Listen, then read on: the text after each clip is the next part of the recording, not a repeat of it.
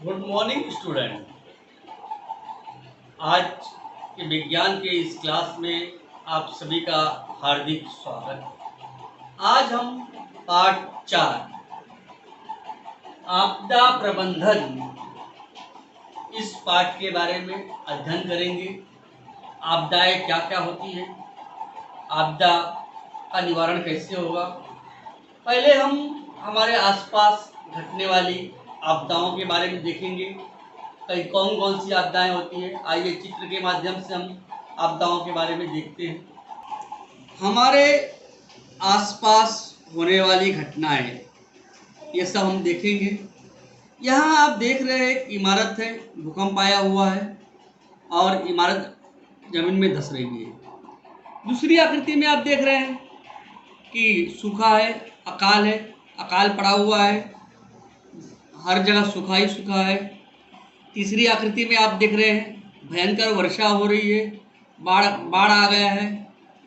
चौथी आकृति में आप देख रहे हैं आग लगी हुई है। पांचवी आकृति में आप देख रहे हैं आंधी तूफान और छठवीं आकृति में आप देख रहे हैं ज्वालामुखी का फूटना। ये घटनाएं हमारे परिसर में होती रहती है। आइए कुछ घटनाओं को हम देखेंगे जो हमारे परिसर में हुई है। अगली आकृति में देख, इस आकृति को आप ध्यान से देखिए। यह सन 1993 में लातूर जिले में किल्लारी परिसर में अत्यधिक तेज भूकंप आने के कारण यहाँ हजारों लाखों मकान ढह गए और हजारों लोगों की मृत्यु हो गई। यहाँ पे आप देख रहे हैं ये किल्लारी परिसर में लातूर जिले का ये आकृति है, यहाँ भूकंप आने से ऐसी दुर्गति हुई थी। अगली आकृति देखिए। अगली आकृति भी ये लातूर जिले के जो पीने के पानी के जो टंकी है वो भूकंप के कारण ध्वस्त हो गई। वो यहाँ पे हम देख रहे हैं ये पीने के पानी की टंकी भूकंप के कारण पूर्णतः ध्वस्त हो गई। अगली आकृति देखिए। आप सभी को जुलाई 2005 जो मुंबई में मूसलाधार बारिश हुई थी उसको याद करेंगे तो आपके रोंगटे खड़े हो जाएंगे। उस समय मूसलाधार वृष्टि के कारण नदी का पानी जमा होने से भयंकर बाढ़ आ गई थी, जिसके कारण बहुत से लोग मृत्यु के मुख में चले गए थे। यहाँ पे आप देख रहे हैं मुंबई के सड़कों पर हुई बारिश के कारण लोग आधे पानी में डूबे हुए हैं और गाड़ियाँ सब पानी में अच्छी तरह से डूब गई है। अगली आकृति और एक आकृति देखिए। जुलाई 2014 पुणे जिला के आंबे गांव तहसील का माडिड गांव कगार ढाने से आंखों के सामने ही तहस नहस हो गया। वहां पहाड़ की खड़ी चट्टान ढाने से मिट्टी पत्थर के ढेर के नीचे अनेक लोग दब गए और मृत्यु के मुंह में चले गए। अगली घटना देखिए आप। यह घटना नवंबर 2015 में तमिलनाडु में भयंकर वर्षा से कारण अनेक लोग पानी में उनकी मृत्यु हो गई और इस तरह की समस्याएं उत्पन्न हुई जो आप इस चित्र में देख रहे हैं। तो ये सब आपदाएं हमने देखा। आइए आपदा क्या होता है उसके बारे में हम विस्तृत चर्चा करेंगे। आइए आपदा किससे कहते हैं, सर्वप्रथम इसका अध्ययन करें। आप देखिए आपदा की परिभाषा, अचानक आने वाले संकट के कारण देश अथवा समाज का बड़े पैमाने पर जन धन एवं सामाजिक हानि होती है, उसे आपदा कहते हैं।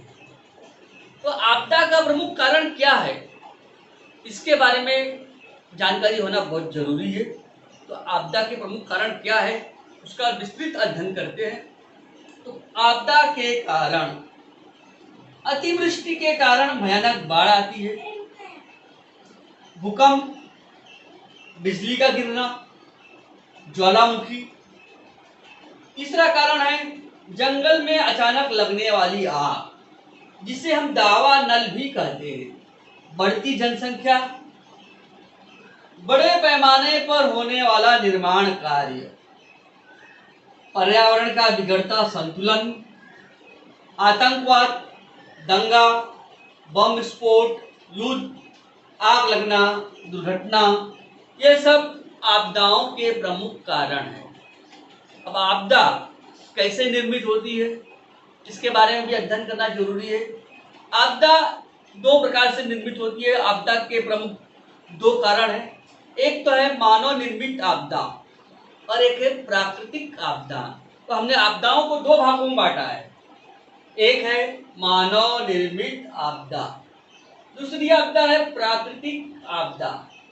मानव निर्मित आपदा जो मनुष्य द्वारा निर्मित है, जो आपदा मनुष्य द्वारा निर्मित होती है उसे हम मानव निर्मित आपदा कहते हैं, और जो प्रकृति द्वारा प्राप्त होती है उसे हम प्राकृतिक आपदा कहते हैं। आइए देखते हैं मानव निर्मित आपदा कौन कौन सी है।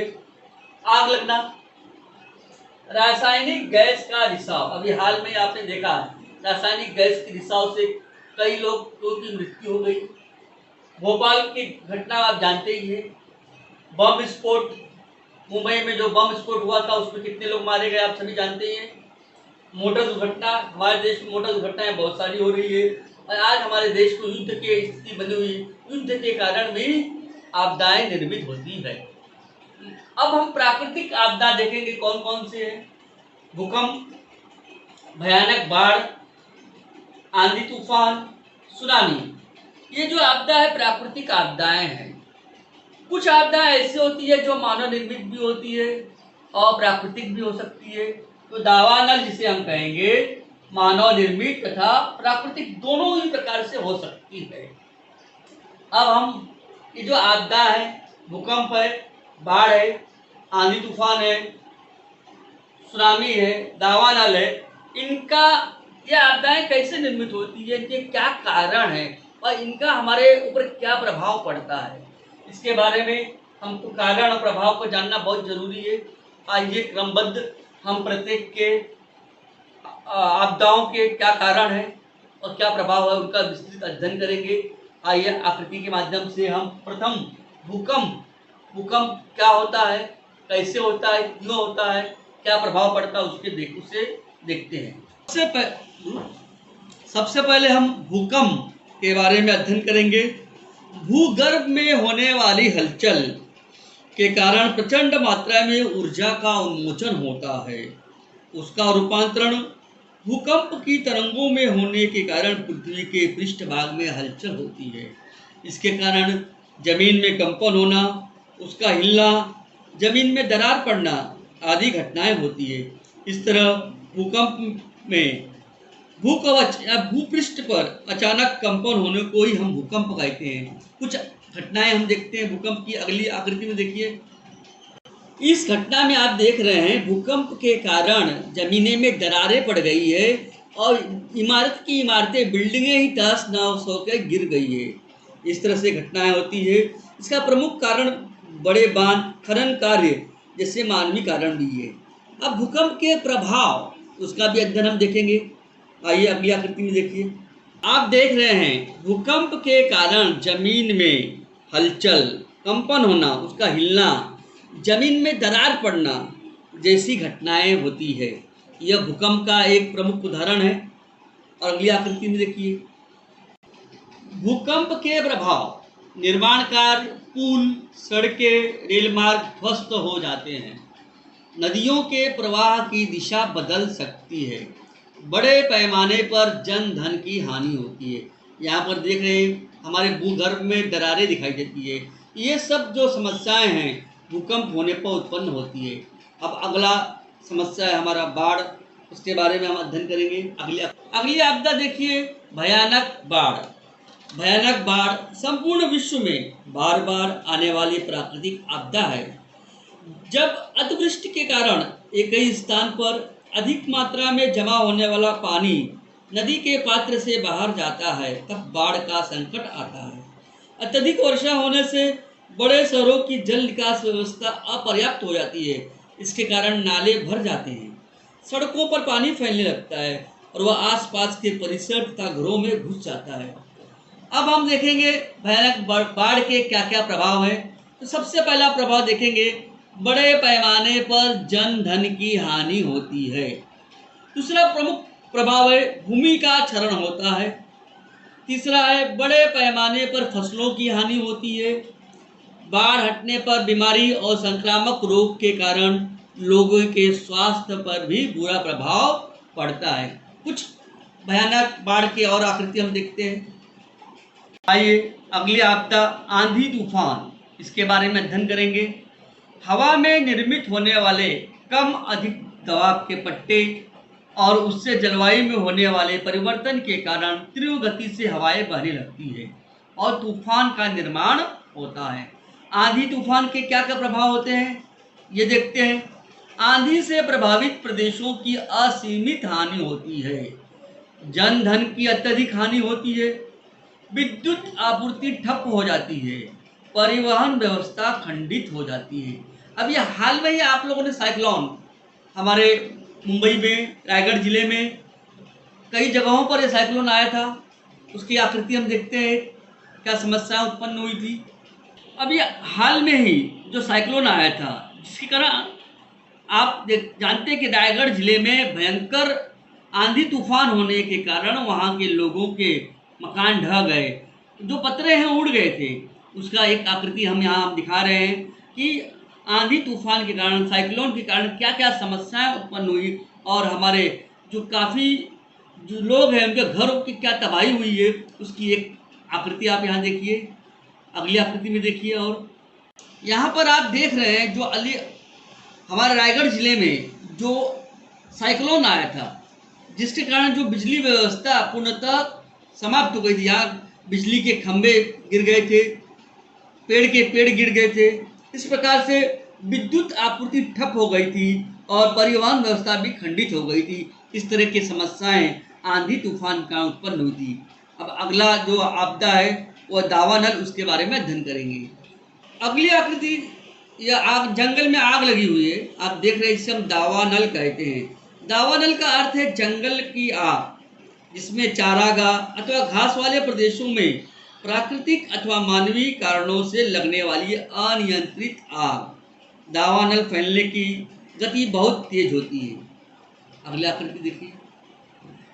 तो दावानल के कारण क्या कुप्रभाव होते हैं, क्या समस्याएं उत्पन्न होती है, उसकी भी जानकारी होना बहुत जरूरी है। पहली समस्या है प्राकृतिक संसाधनों की बहुत हानि होती है।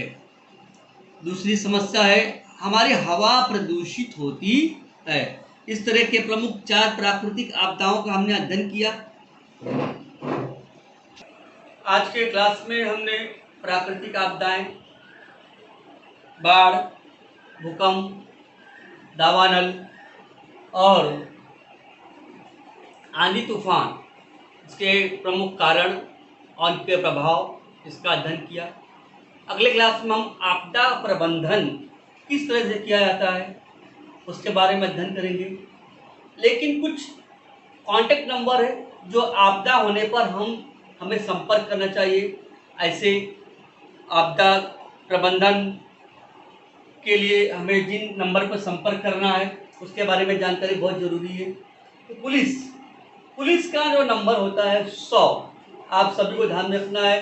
तो कोई भी आपदा हमारे सामने उत्पन्न होती है तो हम पुलिस के 100 नंबर पर संपर्क कर सकते हैं।